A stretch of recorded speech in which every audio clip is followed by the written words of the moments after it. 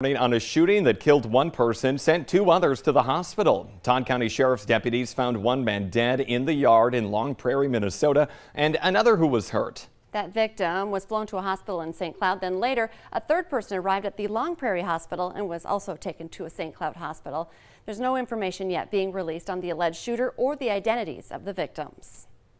And we're still waiting to hear details from police about a deadly shooting in South Moorhead that took the life of one man.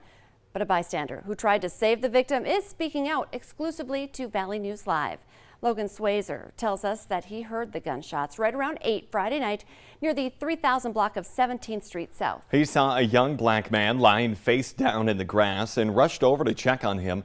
Soon after, police arrived and then took over. Swazer says that he was in denial for a split second about something like this happening in his neighborhood. Felt guilty, thinking, you know, what could I have done? Could I have done anything different? But then after the fact, now I know that I did what I could. The officers did what they could, and EMS did what they could, and it was just really unfortunate.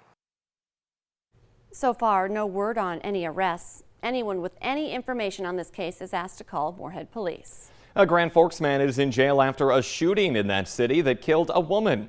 26-year-old Ahmed Abdullahi is facing charges of manslaughter, theft, and being a felon in possession of firearm. Police got the call right around 1:30 yesterday morning about a suspicious person at a home in the 1300 block of 8th Avenue North. Officers saw a man and woman inside the apartment who looked like they were arguing. Police then heard a gunshot, and the woman walked out of the house and collapsed. She later died at the hospital. A man then walked out of the house and was arrested on his own. Police believe the victim and the suspect know each other, but the nature of their relationship is unclear. Court records show Abdullahi pled guilty for felony assault and criminal trespass in 2016. He also recently pled guilty to terrorizing after threatening to shoot up the Rumors Sports Bar. Police are not releasing the victim's name until family is notified. One man is in the hospital, another in custody after a stabbing in Grand Forks. Police got a call yesterday afternoon about a 19-year-old man being rushed to the hospital. Officers determined the incident took place on the south side of town and arrested a suspect at that location. No other details are being released. It is now 6:52 on this Monday morning. Let's get a check of your forecast now with Lisa Green. Good morning, Lisa. Good morning. If you are hitting the road this morning, things are going to be just fine, but we want to plan ahead to the afternoon for that commute. We're going to be needing to use some caution because of some rain and potentially some thunder showers that are going to be taking over as the day goes along. You can see behind me, though, that there are some quiet conditions, some clear skies for Fargo as we're looking off toward that sunrise. That'll happen now after 7 a.m. We're getting into that season here where we are losing daylight quickly. Here's a look at our current conditions. We are into the 50s in most spots. 59 degrees in Fargo, 52 in Grand Forks, Langdon's at 54. It is a little cooler in Bemidji. We're at 48 degrees there. And as we talk about, without that wind to keep that air moving on a clear night, that allows your temperatures to drop. So we're looking at a cooler start there. Fergus Falls and in Jamestown, we're into the 50s as well. So not bad to start, but you'll want to send the kids out the door with their rain jackets because of the rain that's coming our way later on. There are a couple of sprinkles detected on the radar this morning, but it's not anything that is significant. What will be more impactful is what's happening in western North Dakota. You could see some rain, even a stronger thunder shower in the southwestern corner of the state, and that's all moving eastward. So eventually that moves into the valley and affects us as we head into the second part of the day especially. So here's a look at our bus stop planner. This morning, temperatures into those 50s to start off. We'll have a mix of some sun and clouds with increase in clouds as the morning progresses. Into the afternoon, many of us, especially in eastern North Dakota and in the Central Valley, will likely have some rain going on at that point. It may take a little bit longer to reach some of our eastern communities, but we're looking at that rain starting up at that point. Temperatures initially rising into the low 70s for those places ahead of the rain, and then once it moves in, we'll watch those temperatures start to dip, or at least the rise of temperatures will stop at that point in time. So getting off the bus, the kids are going to want that jacket or something to stay dry here today. Keep in mind, umbrella might not be a great idea because we're looking at the potential for a couple of thunder showers embedded in that rain. So we don't want to be using that when we have lightning around. Now heading into the rest of the week, expect to have temperatures rising into the low 70s, low to mid 70s, right around around what is typical for this time of year. A few showers on Thursday, and again Saturday and Sunday. Looking ahead to the weekend already, we've got some warm weather. Temperatures upper 70s to around 80.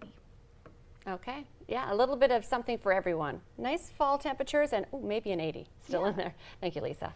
It is now 6:54. A group of parents and students in Grand Forks plan to start this week with a push to end the mask mandates. A group called the Midwest Public Health Coalition tells Valley News Live there will be a protest this morning just before 8 o'clock. It'll be going on outside Century Elementary School in Grand Forks. The group is asking the school board to remove the mask mandate in the district schools. And with kids back in the classroom, it's important for teachers and parents to know the differences between COVID, a cold, and the flu. And the Valley Today's Brian Sherrod, he joins us live this morning as he breaks it all down so you know when you should have your child tested. Good morning, Brian.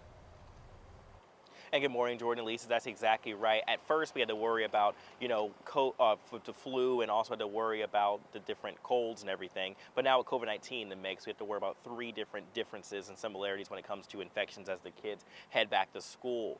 Now, we want to make sure you know this because one of these can only be tested by COVID-19 test, but you want to make sure you're just being extra cautious. So according to Sanford and the CDC, a code shows with coughs, runny noses, and sometimes a headache, usually not severe. Usually gets better in a day or two. Now, the flu shows between 1 to 4 days after infection with fevers, chills, muscle aches, and even fatigue.